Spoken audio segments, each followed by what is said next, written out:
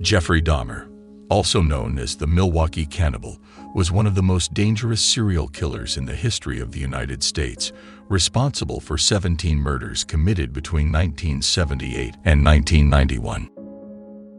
In the last video, which you can find by clicking here at the top or in the link in the comments, we retraced the entire history of the Milwaukee Monster. In this second part of the series, In the Mind of the Serial Killer, we will try to get inside the mind of Jeffrey Dahmer. Why did he kill 17 people? What prompted him to do it? It is he himself who reveals it in some confessional interviews released in the period following his arrest. In the next video instead, which you will find as soon as available by clicking here at the top or in the link in the comments, we will see the results of the psychiatric examinations and some psychological tests to which Dahmer was subjected. Was he mentally ill or completely healthy? Get ready as we go on a journey into the dark mind of Jeffrey Dahmer. During the trial, Dahmer pleaded guilty to all 17 murders and was sentenced to life in prison for each victim, thus totaling 957 years in prison. Dahmer tells himself, "My childhood was not deeply unhappy. There were no particular tragedies. There were good times and difficult times. I have never been physically or verbally abused. It was a normal childhood in a nice house. Then something went wrong in my mind, but I don't know why." Jeffrey was frustrated by his father's excessive demands, his mother's unpredictable and quarrelsome behavior, long suffering from depression, and the constant quarrels of his parents. Jeffrey thus expressed his resentment with destructive activity in the woods around the house, repeatedly beating tree trunks with sticks for hours on end. Quarrels that later ended in a traumatic divorce that left him with feelings of anger, rejection, and frustration. Jeffrey was unable to express his anger in any other way, even to his classmates, who he himself described as fat, foolish, and arrogant. They teased him, but for fear of revenge and making things worse, he was unable to express his anger. During my adolescence, I had low self-esteem of myself. I was a loner and felt criticized by the other guys. I have never liked sports and always thought that others were better than me. I was envious, and at times I felt such a deep resentment that I thought I had to kill them. When I went to school, I remember that one day in the biology class we were made to dissect a laboratory guinea pig. I took everything home with me and carefully guarded it. From that moment on, I started looking for animal carcasses such as cats and dogs. I wanted to see the insides of these animals. I don't know why. I was interested in taxidermy and learned how to preserve dog bones and things like that.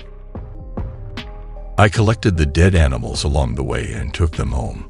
Sometimes I skinned them, opened them, and looked at the internal organs. I was excited. I can't tell you why. I enjoyed cutting and opening the bellies of those animals, but nothing sexual, just a pleasure. I can't explain it. A kind of sense of power. If this had anything to do with the escalation of crimes, I don't know. At some point, it became a kind of compulsive behavior that gradually passed from animals to humans. I don't understand it yet. I have no idea.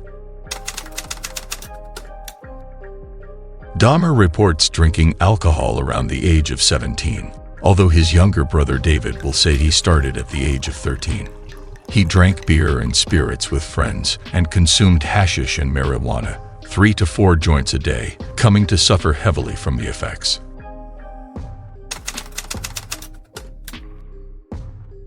I think it all started around the age of 14 to 15. I started having violent thoughts that combined with sexual fantasies, obsessive desires, and thoughts that got worse and worse. I didn't know how to tell someone, so I didn't, and just kept it all inside of me. I closed in on myself and put on a mask of normality. They were sexual fantasies of power, of control, of complete domination. I don't know where these fantasies came from, and I will probably never know, but I never dreamed they would come true. I didn't plan the first murder. From the age of 15, I had this recurring fantasy of meeting a hitchhiker and taking him hostage and doing what I wanted with him to have complete domination. About 3 years later, I was 18, and while I was driving home, I saw this hitchhiker. That's when the nightmare became reality. After the second murder, I could no longer control myself and needed more and more stimuli to satisfy my instincts. I knew it was wrong, but it seemed like the compulsion to do it was too strong, and I didn't even try to stop it afterwards. I was absolutely determined to go on with this compulsion. It was the only thing that gave me satisfaction.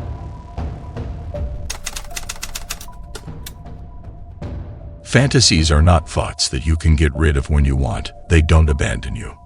Murder was a means to an end. That was the least satisfying part.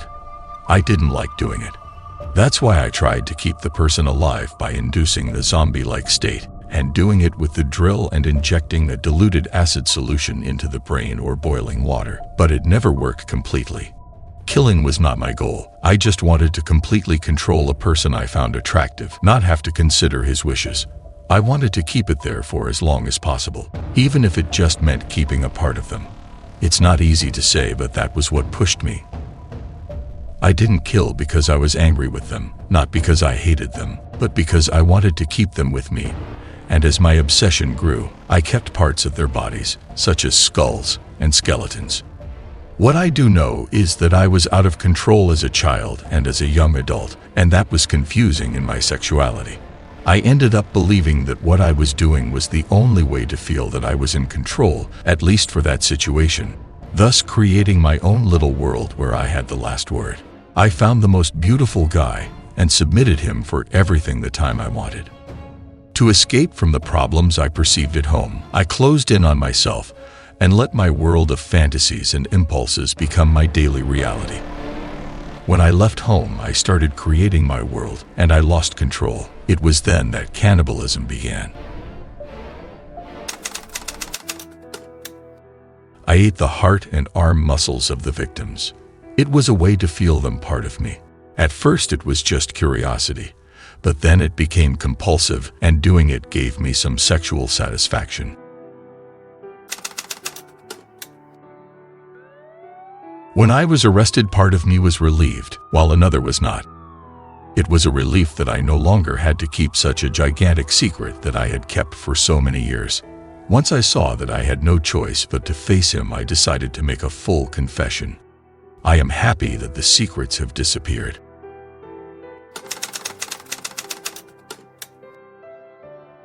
Jeffrey, after his arrest in 1991, made a drawing in which the key to solving the riddle could be hidden. Drawing signed and dated November 14, 1991. Dahmer wanted to build an altar with human remains in his apartment, as if it were a sort of memorial. It had to be a place where I could gather my thoughts, where I could feed my obsession. The image depicts a black table on which rest 10 skulls of his victims, surrounded by incense sticks, and at the ends of the table there are 2 skeletons. Above there is a picture posted on the wall, a window with curtains, all illuminated by a large blue lamp with blue globe lights. The altar was dedicated to himself. It was a place where he could feel at home.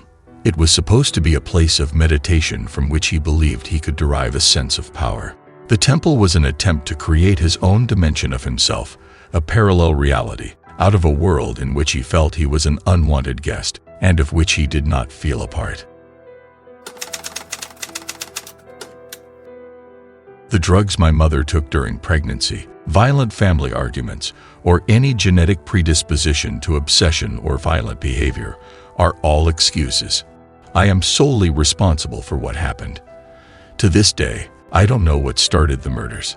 The person to blame is sitting right in front of you. I am the only person. Not the parents, not the society, not the pornography. I mean, those are just excuses. Even now, the obsessive thoughts have not completely gone away. Maybe I have to live with them for the rest of my life. I wish they would go away. I wish there was a way to completely free myself from compulsive thoughts. I'm glad it's over. Whatever words he says to the victims, they will seem trivial and empty to the families. I don't know how to express the regret and pain I feel for what I have done for their children. I can't find the right words. Yes, I have a remorse, but I'm not even sure it's as deep as it should be. I've always wondered why I no longer feel remorse. I don't even know if I have the ability to feel normal emotions or not, because I haven't been crying for a long time. You choke them for so long that maybe you lose them, at least partially.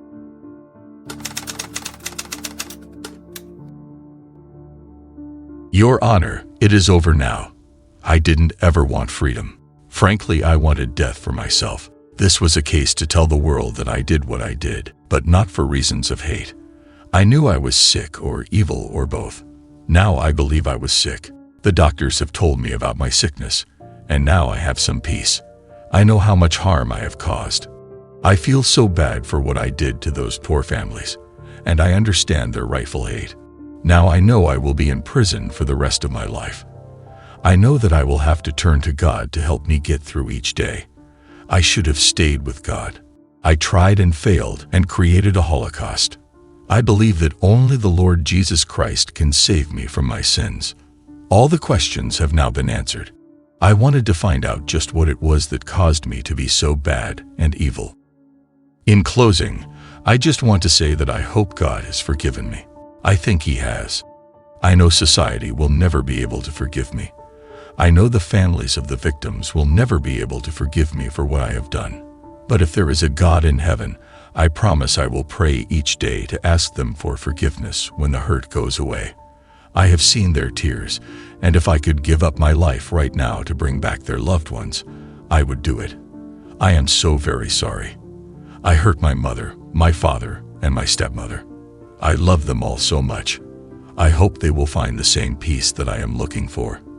Your Honor, I know you are about to sentence me. I know my time in prison will be terrible, but I deserve whatever I get because of what I have done. Thank you, Your Honor, and I am prepared for your sentence, which I know will be the maximum. I ask for no consideration. These are Jeffrey Dahmer's statements to the court after the trial that will lead to 16 life sentences.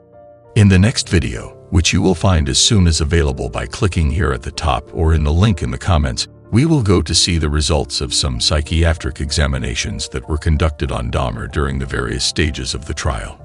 Was he mentally ill or completely sane?